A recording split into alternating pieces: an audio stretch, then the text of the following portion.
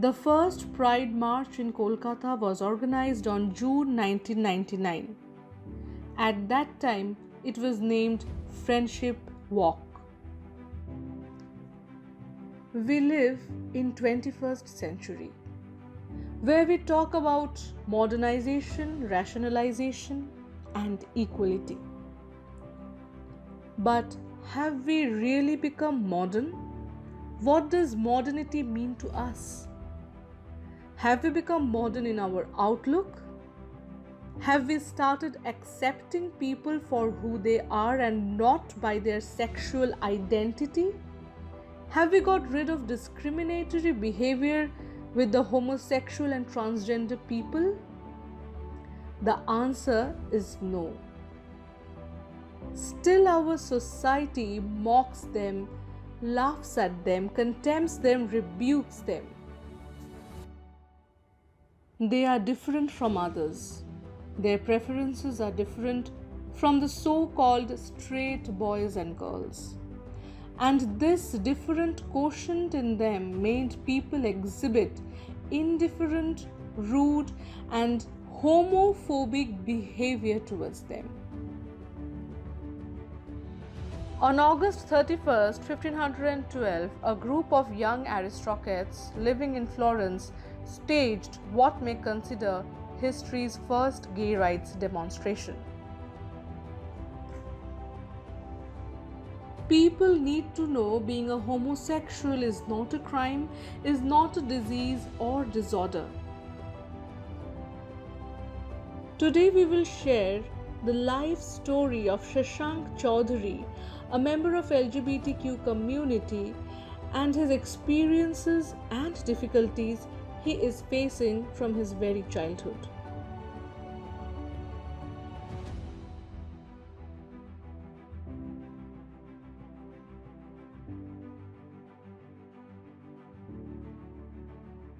Hello guys, my name is Shashank Chaudhary.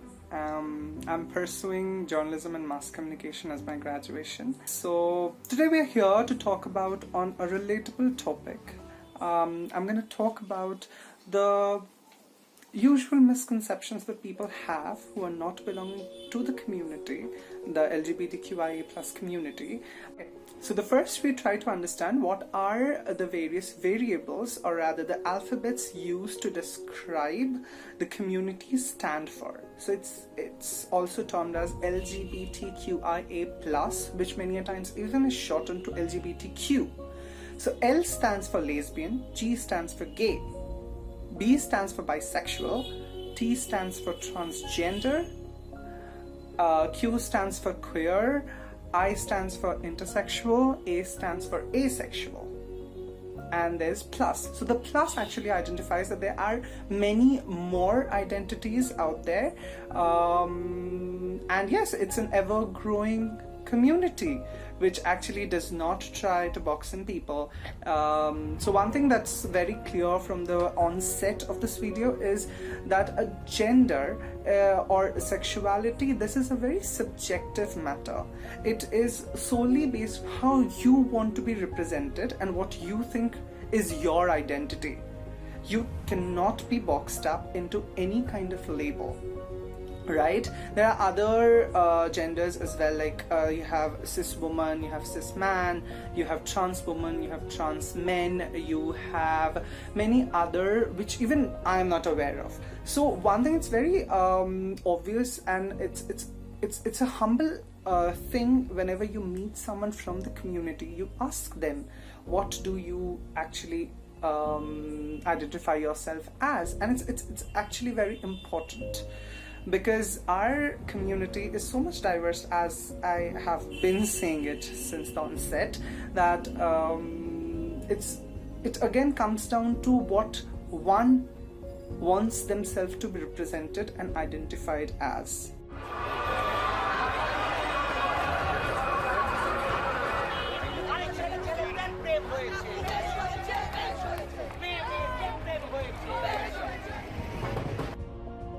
So I personally identify myself as a queer man. So this actually gives me a lot of scope, and it's very important right now also to actually understand one thing, that what society at large now is doing is that we always talk about not getting boxed up into labels. What society is doing is labeling us for being gay, transgender, bisexual, and the various other identities. And what they're doing is, if you're living your life a certain way, they would just make a mockery out of it, saying that, okay, so you are such and such identity, you belong to such and such identity, and that's it's okay for you to do so. It's not for us. Again, marginalizing us. So what happens is, calling myself still a man actually gives me the space to actually challenge the society on its face. So I'm still saying I'm queer, but I'm saying I'm queer man. So the queer actually stands how I do not fit into the concept of a man that the society wants me to be. I cry, I am into fashion, I do makeup, I do a hell lot of stuff that supposedly Indian men are not supposed to do.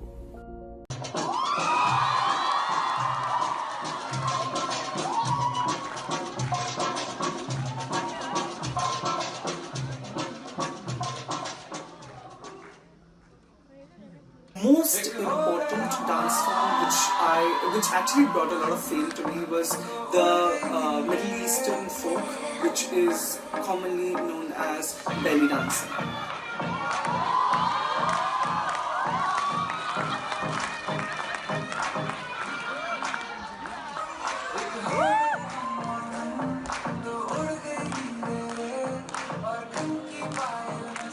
So I've been performing for past 15 years in my life, and the major dance forms that I was attracted to are not the ones which are mainly opted by the men or the Indian men in particular. So these are the Indian dance forms, such as the Indian tribal dance forms, the Indian folk dance forms, or even the Indian classical dance forms. Now, these dance forms are usually associated with the women and not the men, but I still did it.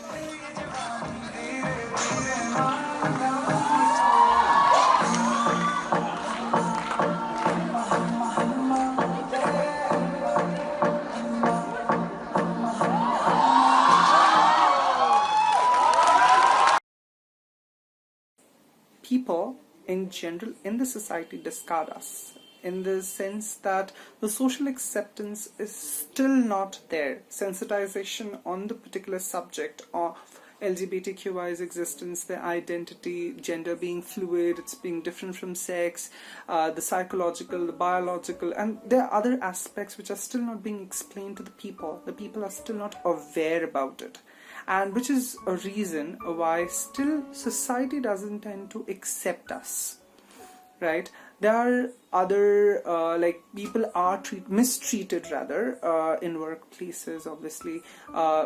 We usually do not get places to live on rent because we are homosexual people, or the visibly queer people like the transgender and all need to suffer. The employability aspect is obviously very low in certain sections of our community, and this is exactly what we are trying to fight against. This is what we need to fight as a whole community, and even with the help of the allied people who do believe in our rights. And yes, it's very important that we come out together to create this change. I mean, India is told to be a very young nation, you know, a majority of its population is below the age of 35, and people are trying to understand this. I mean, I'm not saying that the sensitization is nil. I mean, it's there, but there are certain section that needs to know about our existence and about safeguarding our rights. So social acceptance still remains to be one of a challenge for our community right now.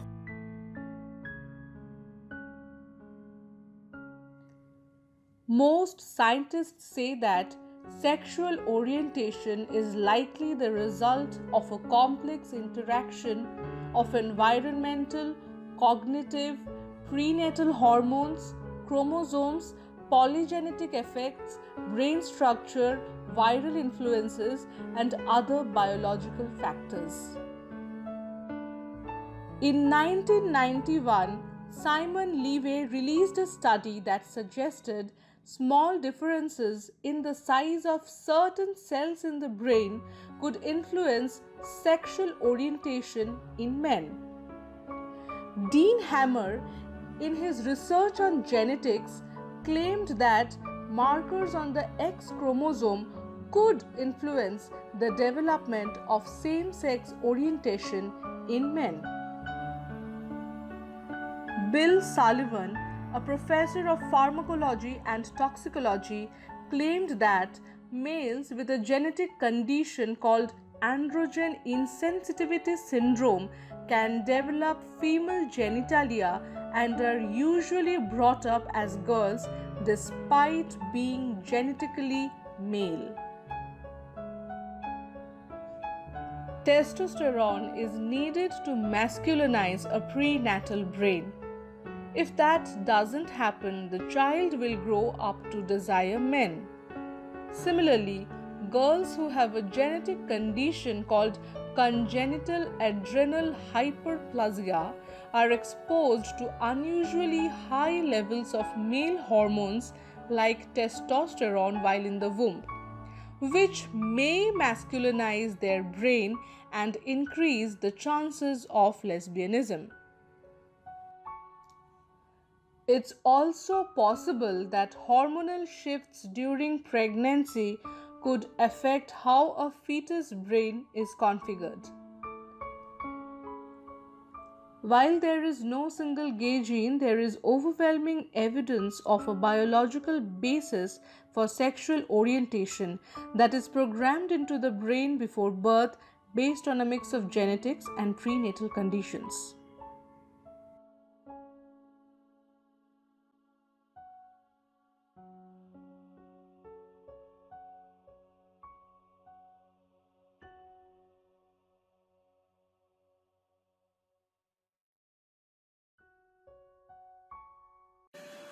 The second thing that I did stand for is Makeup for Men. Now, Makeup for Men is a very wider subject. It's been discussed right now more than the perspective of LGBTQIA plus community.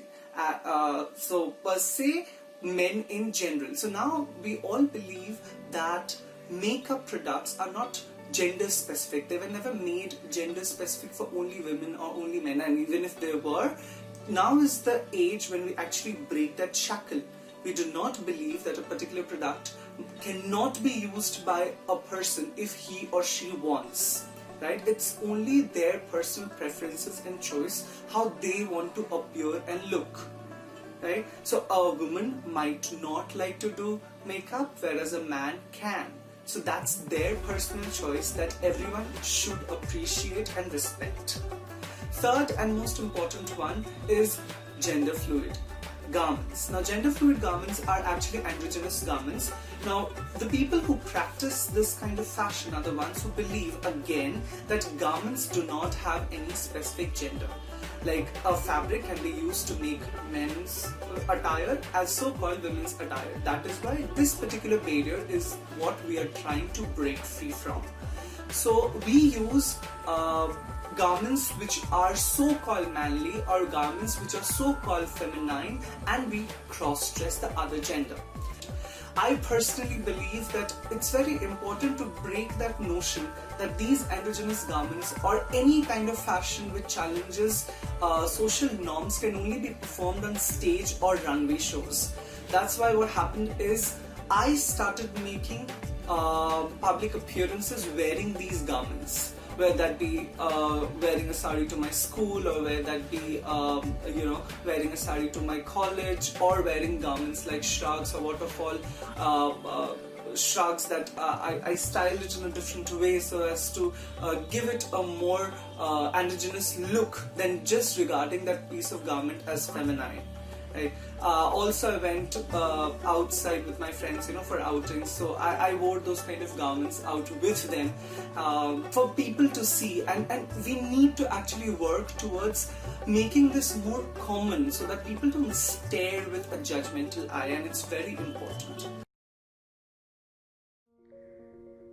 Shashank was 11 years old when he got to know about what he identifies himself with. And with this revelation, a lot of turbulences came into his life, whether it is from family members, relatives, or outsiders. Being a feminine guy, I never had to actually come out. People assumed that I was gay. People always had something or the other to speak about my femininity or my sexuality, or whom I lay in bed with, or whom I want to love, is my personal decision. If I am wrong as a human being with my characters or with my deeds, then you are there to speak against me, or have a debate with me, or show me the correct path, or whichever one you want to choose. But talking about my sexuality, my being, my gender, these are my identities which I have the right to choose from, right? And this basic right cannot be taken away from me at any cost, and by anyone for that matter. Shashank has a very important message for the society, and that is, if someone says he or she is gay or lesbian, please don't laugh. Please don't make fun of that person. It takes a lot to come out of the closet and reveal their sexual identity. This is how our society can be tolerant towards the LGBTQ community. This is how we can eradicate homophobic attitude towards the LGBTQ community. And this is how the LGBTQ community can receive equal behavior and equal rights.